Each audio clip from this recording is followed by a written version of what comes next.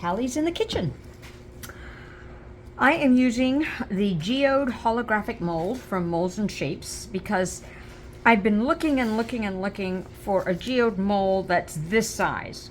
Some of, most of them are the coaster size or the really big ones. This is the only one that's this size that I want to use. So I have mixed up my Ultracast by Elikheim, I think is how you pronounce it. I've let it sit to, let me see here, 32 degrees right now. But what I'm going to do, I just wanted to see what the temperature was on that. I am going to set aside some cups and of resin, and I will be using magenta blue from Lorez. It's a gorgeous pearlescent powder in 1 cup. The other cup's going to have the Bordeaux from Marabu alcohol ink and GR caramel in 1 cup. And the other cup is going to be my white pigment drops from Etterart. So let me get those cups separated, and I'm going to move this aside for a second. Mix up my my cups to some music for you, and I'll see you soon.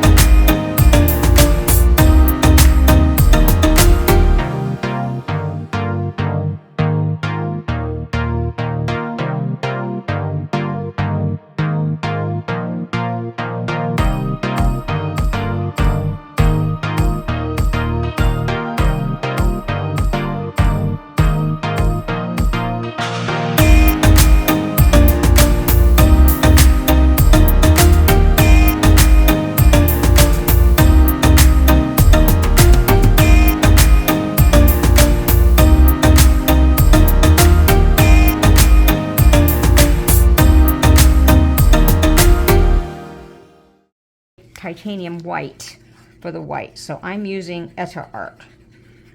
So let's see what I do this time. Okay, now I could tape my failures, and show you and stuff, but just know that I do have them. I'd rather not. Okay, so the first thing I'm going to pour on the edge is the Bordeaux with the brown, with the caramel. And also, my first attempt wasn't successful also because I had also done a 3Dbloom in the center. And which is not what Summer Girl did, but what I did, because I was so inspired by Petra's video. And I've done one successfully And so I wanted to try it again with these colors, but it didn't work. Ooh, there's a little thingamajig right there. Let's see if I have my, oh, move my tape away. Oh, good. I think I got it. Oh, this is the worst thing to be doing in a holographic mold. Do not do what I'm doing. I need to get a new one anyway because I think I've ruined this mold by putting a silicone ring in it. So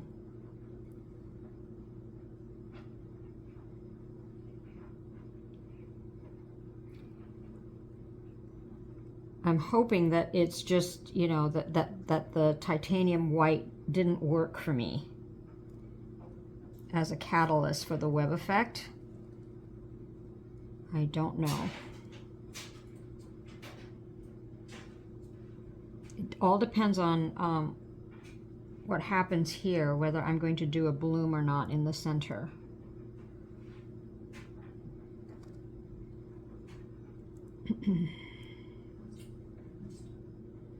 I'm going to finish as much of the 28. Okay, I think that's a good spread there. Maybe even it out a little bit. Well, just use it all, you know? Just use it all. Or as much of all. Okay. Now I'm going to pour just a little bit of clear alongside this Bordeaux brown.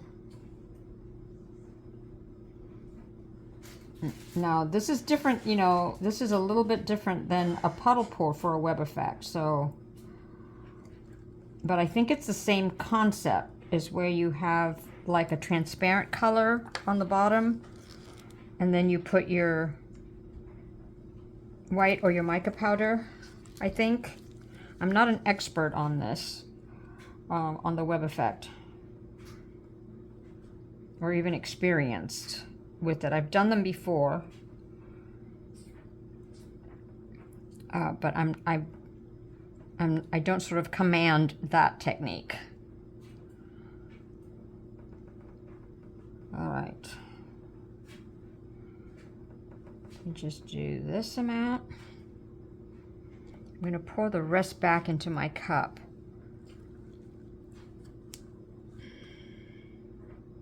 I'm so tempted to torch, but I'm not going to.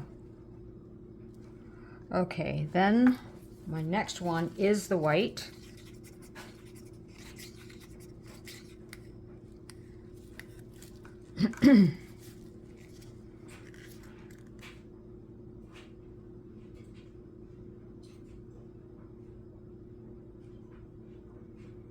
I'm doing it on the edge again. I'm kind of going to do a spiral.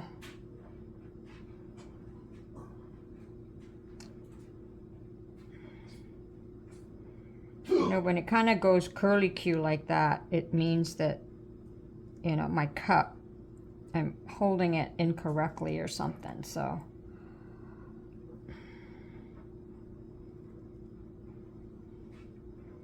Meaning, I mean, not holding it, sorry, squeezing it. So see, when I do it like this, it's nice and not curly-Q.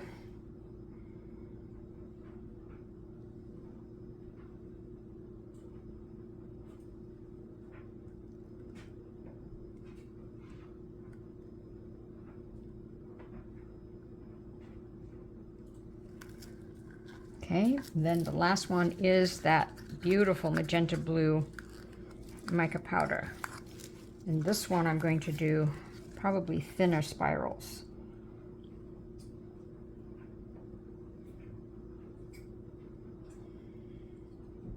Isn't that a pretty color?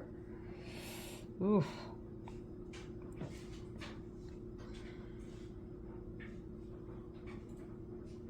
Yes, it's laundry day, so hence the dryer sound in the background. Apologize. Don't have a studio, so gotta work where I can and when I can.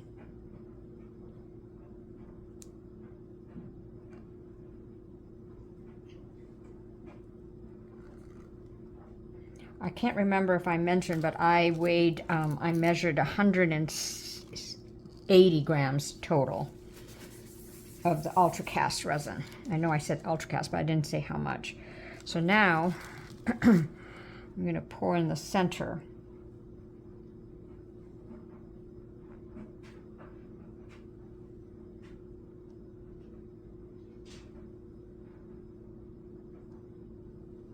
And I may have, oh boy, I still need to do more for this mold, sugar. Okay, I was going to do a 3Dbloom, but I think I can because I have a little bit in there. And I'm going to put in a little bit more of the resin that I have left in my cup in here. I have no idea what the amount is over there.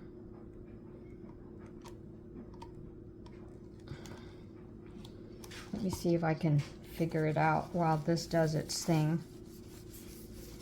Now I think, if I remember correctly, does Petra heat gun it at this point? I don't remember.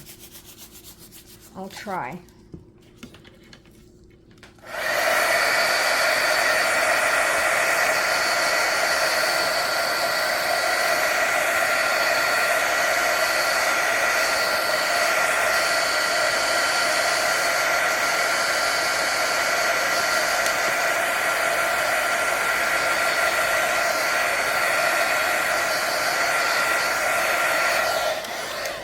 For some reason, my Ultracast is bubbling a lot these days, so let me try and get rid of these.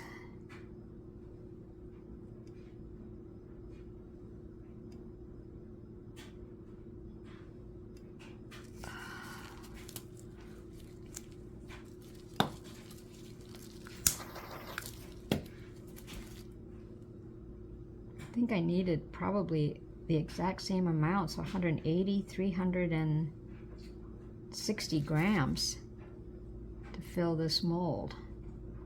Underestimated. Gosh darn it.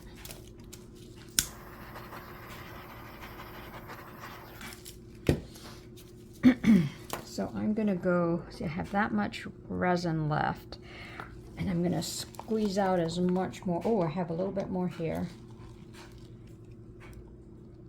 It's gotten really thick, so let's see what happens. Oops,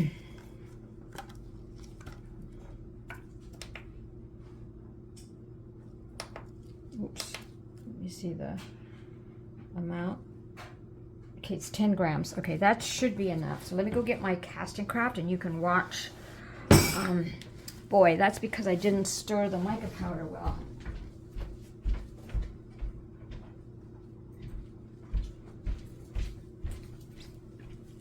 What's really maddening is that I really made the effort to pour it, to mix it really, really well. So there's my Castincraft, and now I'm just going to, I don't know what to do here. I think I'll do kind of a, because I don't have enough to sort of really put it in a piping bag, I'm going to have to use my hand.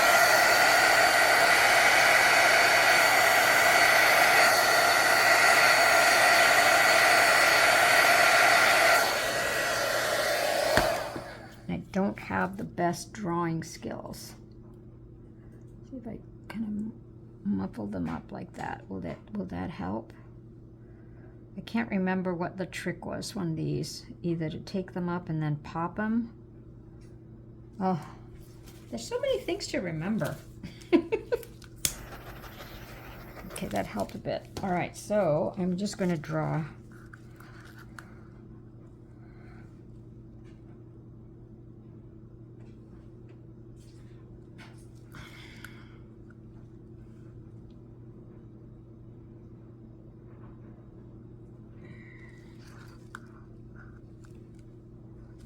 Whoops. My resin's really thick, so.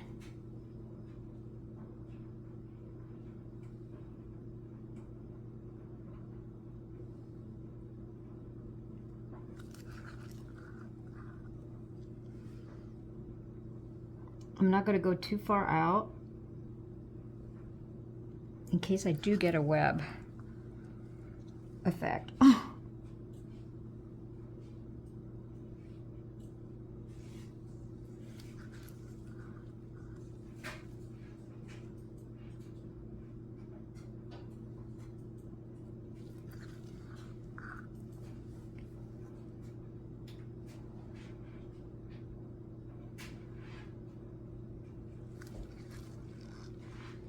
I'm going to shape some of it out because I see some thick parts and then narrow parts, so I've got to even that out. I think just one more.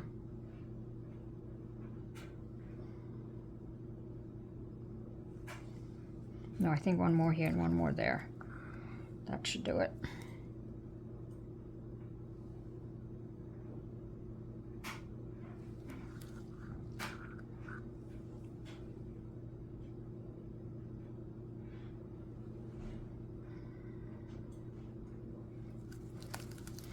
Okay, let me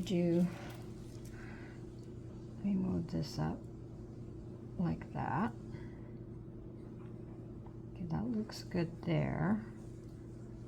Bring this in like this.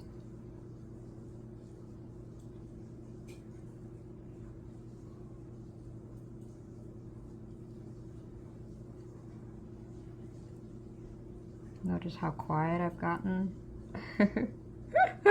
Concentrating.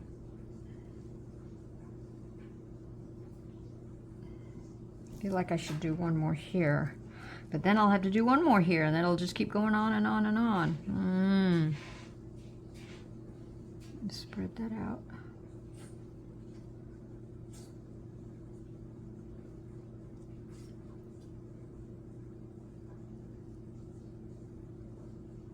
You know what I forgot to do? Oh, I could just shoot myself. I meant to drop a little bit of ink there.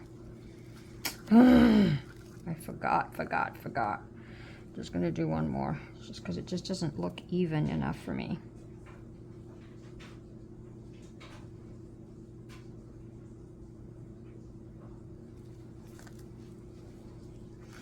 Oh, so then I do have to do one over here.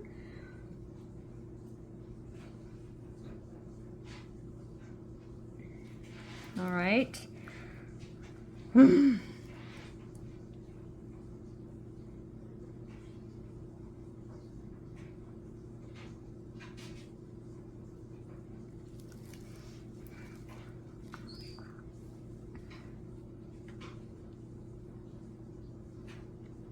Someone did ask, like, after I do this, can I, you know, drop in alcohol ink? You really can't.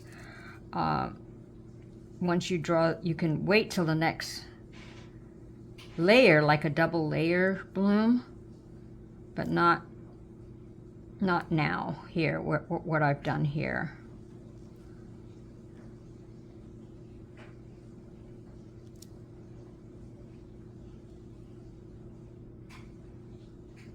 Whoa.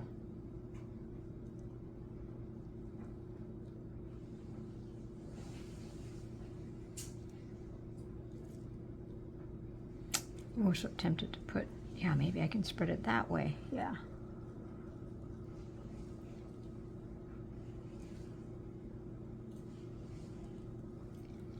So it's a little off kilter, but guess what? That's Callie, the off kilter resin artist. Now I like this. I'm kind of mad about that.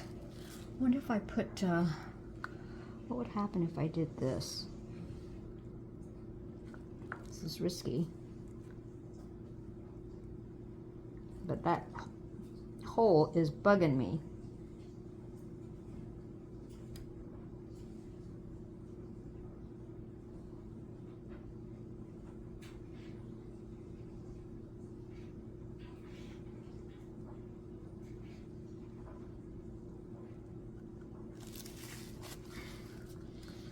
And then if I just sort of if feathered it out. No, I shouldn't have done that maybe. Okay, let me do this. Just had to leave it alone. You just had to leave it alone, Callie girl. All right, I'm just gonna leave it. Leave it now and pray.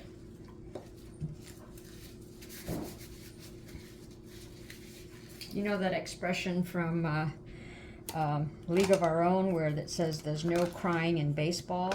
Well, there's no,